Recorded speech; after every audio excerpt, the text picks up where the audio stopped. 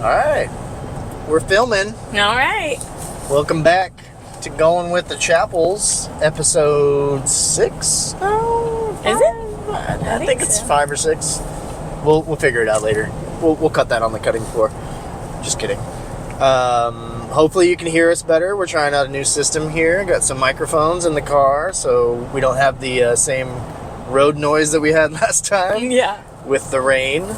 But yeah, we are back on a beautiful Sunday, driving back from New Braunfels. Father's Day weekend. Father's Day is today. Good day. Happy Father's Day. Yay, thank you. Got a sweet message from my girls this morning, and that was cute. Love them dearly. Got to hang out with Gramps. Yeah, I got to hang out with Gramps and Nana and my cousin Chris, who is also a great dad. Lots of great dads this weekend. Yeah, good time. For good sure. Times. And then it's T-minus 1 week from today. We move into our new house. Yeah. So, we're so pumped. Yeah. It's not even funny. I mean, beyond ecstatic. Yep. We are so ready to be where we are supposed to be. It's not even funny. So ready.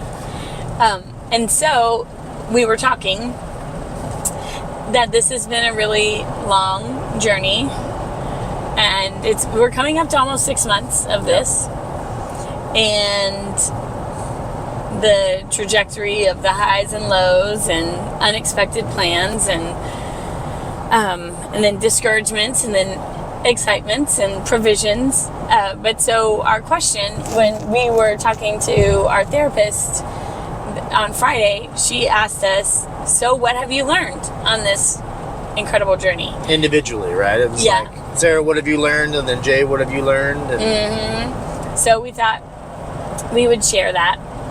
And do you want to go first? No, you can. Okay. So for me... Actually, you know what? You went first last time. I'll go first this time. Okay. So for me, I haven't talked about this on these videos yet, but it's a pretty important life change that I've gone through over the last 6 months. I've completely eliminated alcohol from my life, as well as some other vices that I had been leaning on pretty heavily to cope with the stresses and the difficulties and the overall day-to-day, operational stresses that I had literally been doing for the better part of the last 30 years.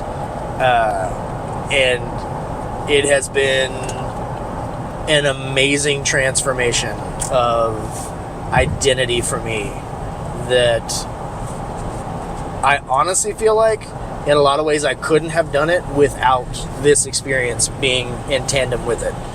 Because it was so uprooting? Yeah, it was just such an uprooting thing that, and I've been talking about this a lot with, my business partner, with anyone that I talk to, is like, everyone's concerned about, well, are you sure you want to do this move? Are you sure you want to commute? You're so used to doing this. You're so used to having this. And, like, I think that was a catalyst, too, is that I'm ready to not be used to things. Like, I'm ready for something to change, like to spearhead a new way of doing stuff, right? New patterns. New habits, new things. And that this move to Navasota is going to be a shining representation of that. And I'm so excited about that new place, and Sarah knows this well because we've been together long enough that once I do something for too long, I get really not uncomfortable, but just like you get bored with it. I was just about to say, I think we both have learned that about you. You kind of now need to always look forward to what you're going to do next, because you kind of need that challenge to stay sharp and to not get not lazy, but because you're not lazy. No, but when I get bored, I entertain myself, or in the past, I have entertained myself with a more negative action. Okay. And I've done things that maybe aren't healthy for me, or are just, lazy, so to speak. And I think that's just a pattern I wanted to break in a lot of ways. And in this scenario, it's not that I was bored with anything, but we made this choice to make this huge change for our lives, and I'm excited about that change and learning how to do things differently and change schedules and routines and places and things like that, that's going to be fun for me. But what I've learned over the last 6 months is I am very capable of doing really difficult, stressful things without having to have a crutch to hold me up, without having to have something that I have to lean on to finish my day, or to get through my day, or to manage my emotions and my feelings, and that's a cool experience for me. That's really what has solidified in me a lot of the positive interactions I've had over the last 6 months, even with all the severe ups and downs. Yeah, so we did all of this with you, like, not drinking, and you loved your craft beer and all that. So, I mean, changing it's a perspective change. And I didn't drink either, because I had drank a little too much when I moved, when I was getting divorced, and I kind of decided, I don't want to short circuit my growth and development. If there was anything I need to learn and develop along the way, I don't want to, gloss over it or stunt my development. Whew. Boy, howdy. Yeah. Definitely had some growth and development. So, yeah, that's been the thing that I've taken away from this, is I'm more confident in my abilities than I ever have before. Yeah, that's evident. And I think that's a big place in my heart that I needed to rebuild. And just mentally, the clarity that I get to walk through my life with, the physical well-being that I feel better with, waking up in the morning and not feeling bad, going to bed feeling good, getting good sleep, like all those things have been very, very beneficial for me over the last 6 months. And that's kind of what I learned about myself, is that I was ready to change my identity away from where I had been before. And where I was before was so clouded because I didn't realize that I was actually doing what I was doing. Yeah. I don't think either one of us realized it. And that's what I experienced from my end, is just how more, like, helpful and reliable and dependable you are. Like, I feel like you're so much sturdier. Thank you. Yeah. And that's important to me. I want to, I talk a lot about legacy, and I want to have a legacy, and that's part of that legacy is going to be the identity and who I am and myself, so others can see that too. So it's important. I love it. So what did you learn, Miss Sarah? How long do you got? I've learned a lot. I think for me, the one that is standing out the most is the gap.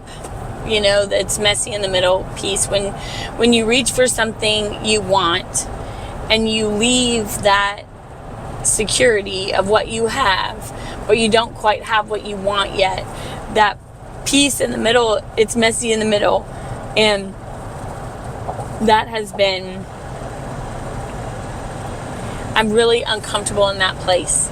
And I think most people are. Or not, maybe not, I don't know. But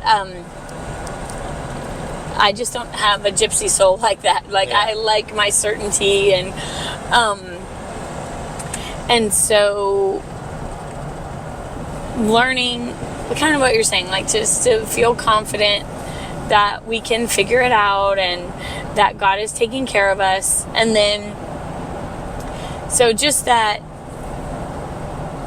middle piece being intimidating. And then the other part is, when we were talking to the counselor, I really like this, but a lot of times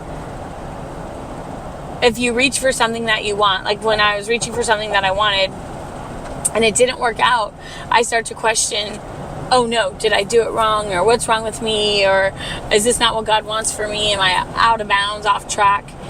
And recognizing that the desires of our heart are valuable, important, and unique to us.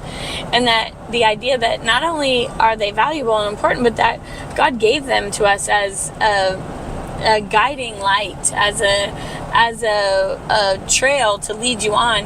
And the idea that he sustained those desires in my heart even when I was feeling discouraged, like that little flicker would stay so that we could plod on and keep going. And I really love that idea, that not only was there provision all along the way, even when I was discouraged, but that it wasn't just like, oh, I'm reaching for more because I want more. It's like I'm reaching for what's in my heart, and I'm living from my heart, and that those desires were planted there. They're part of what I feel like my path on this earth is about.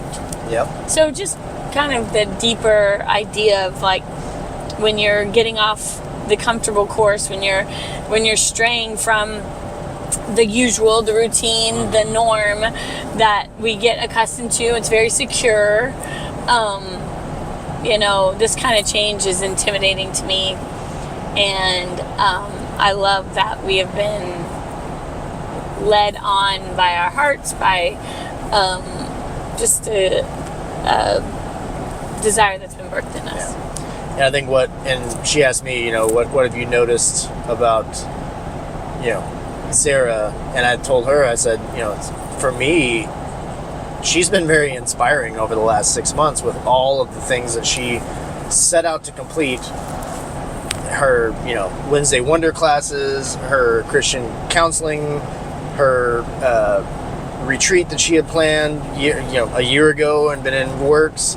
All those things she was able to accomplish and then some, while she was still being stressed out, dealing with moving and looking for houses and all that stuff. And it was just neat to see her kind of come into her own of realizing deep down that she can do really hard things during hard times and still come out on top in a lot of really awesome ways. So thank you. Yeah, you're welcome. Love it. So yeah, I want to touch on a little bit, we talk about therapy and counseling, like it's something that's very important to us to have and to do, both as individuals but also together. And sometimes there can be a stigma about, relationship counseling, where people are like, oh, you guys are in counseling together? Oh, what are you okay? Is everything all right? Like, oh, everything's great. We've been doing counseling since we were dating. We just do this because it's important. Like we're not perfect in any way. There's no perfection here at all. Our marriage isn't perfect. Like we have things we need to work on, and we know in a way what those things are together, but it's very good to have another perspective to talk to us, to help us work through maybe some of those blocks that we're not seeing or we're not paying attention to, and ask us questions like this that we're not asking ourselves. Like, what did you learn over the last 6 months, right? We hadn't really sat down and put that pen to paper. We'll take stock of like we hadn't really stopped and been like, you know what? Let's talk about that. Let's put all that down. Right. We talk about things, but that's really a neat thing for us to flesh out, right? And it's important to have another voice that can help you talk through and figure out what's important, what's not important, what's there, what's not there, what you could work on, and help you work on those values of not just yourself, but your relationship, so. Well, what else you got? Well, and I think we both had times throughout this where we were like on the same page, then we were not on the same page, and then we were not on the same page. And what I love about the house we found is instantly we were on the same page. And I think sometimes when you're trying to do something together and you're blending two people and two dreams and two desires, that can be hard. And I think for us, what's cool is, I don't feel like I've compromised. Do you feel like you've compromised on what we got? No, it's like, I feel like I got everything in my heart and you got everything in your heart. So, but that was the prayer, right? That's right. What we were constantly praying about, is finding that. Like, not a middle ground, but a foundation that we both were happy with. Right. We didn't want to find something we could settle on. We didn't find something that was just kind of, well, it's okay for you, but I don't like this. It's okay for him, but he doesn't like that. We didn't want that. We wanted something that we both were going to just open the door and be like, this is where we are going. Well, and I have to give you credit for that, because I was willing to settle a couple times when you weren't. I know. But that's part of our relationship, right? Yeah. That's part of why we are in this partnership together, so we can then help each other to do things differently. Yeah, and then I accused you of being spoiled and picky. And then I went out and got spoiled and picky, and we found a house. Yeah. You know? Yeah. So. Yep. But I think that was just part of the whole deal. And that's part of his plan, right? He set all those things in motion for us to have those feelings, to have those conversations, and to work through them and talk through them and come out on the other side together, right? And I think that was the cool thing for me, and I know you feel this too, is that no matter what throughout the whole process, I truly had all the faith in the world that we were going to do this together. Yeah. Like, this is going to be us doing this, not me doing something independent of you, you doing something independent of me. It was going to be us together. We're going to do this together, no matter how hard it was going to be. So. Awesome. Anything else you've learned? I think, I'm a pretty patient person as a whole. I think this was a whole new level of patience for me. There's a lot of things there's a lot of meanings to that word in my life right now. There's a lot of different things that I'm patient about. Mm-hmm. Family, work, friends, everything, right? Yeah. So I think that is part of leveling up for me is a new level of patience. And leveling up, that was something I wanted to also mention in this, is that I've been saying that a lot over the last 6 months of what we're doing. Your theme has been leveling up, and mine has been life is happening for you, not to you. Yeah. Yeah. Like, I think we were at a place in our lives where I was ready to eat that mushroom and turn into Big Mario and level up. Like, that was where we were going with this. And it's stressful to level up. And you're even when you think you're ready for it and you plan to be ready for it, something happens and you're like, I wasn't ready for that, but I'm leveling up. And it's okay. My analogy is that we were gaining altitude, right? Yep. Leveling up. And sometimes when you gain altitude, you go through clouds and you get turbulence and the clouds are dark and you can't see. But once you bust through the clouds, it's beautiful open skies. You're in a new level. Yep. And so we kind of had both. You were picturing eating the mushroom and Big Mario, and I was like, ooh, we're gaining altitude. Yep.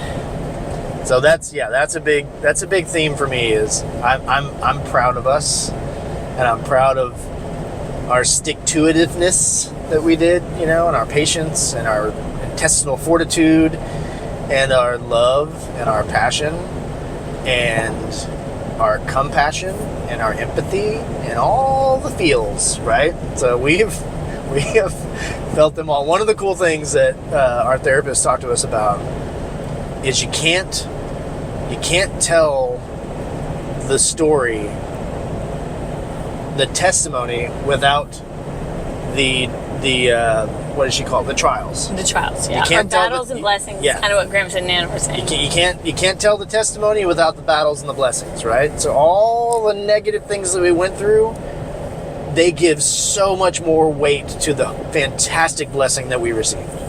And that's the fun story that we're going to tell for whoever will listen to us. We will be telling that story for a long time. Yes. But and why we will appreciate what we have so much more. And I guess what I'm just really excited about is being able to have family and friends come and stay again, and I just like having people in our home and making breakfast and share the blessing. Yes, exactly. Have we talked about that? Not yet. We'll do that on our next one. Okay. Well, actually, next weekend we'll tell you all about the house and we'll give you a tour. Yeah, exactly. Yeah. Well, because we move in 1 week. Yeah. All right. Well, thanks for joining us today. If you like what you're listening to, hit that like and subscribe button down below, down there, somewhere over there, maybe. And we'll see you guys next time. Later. Bye.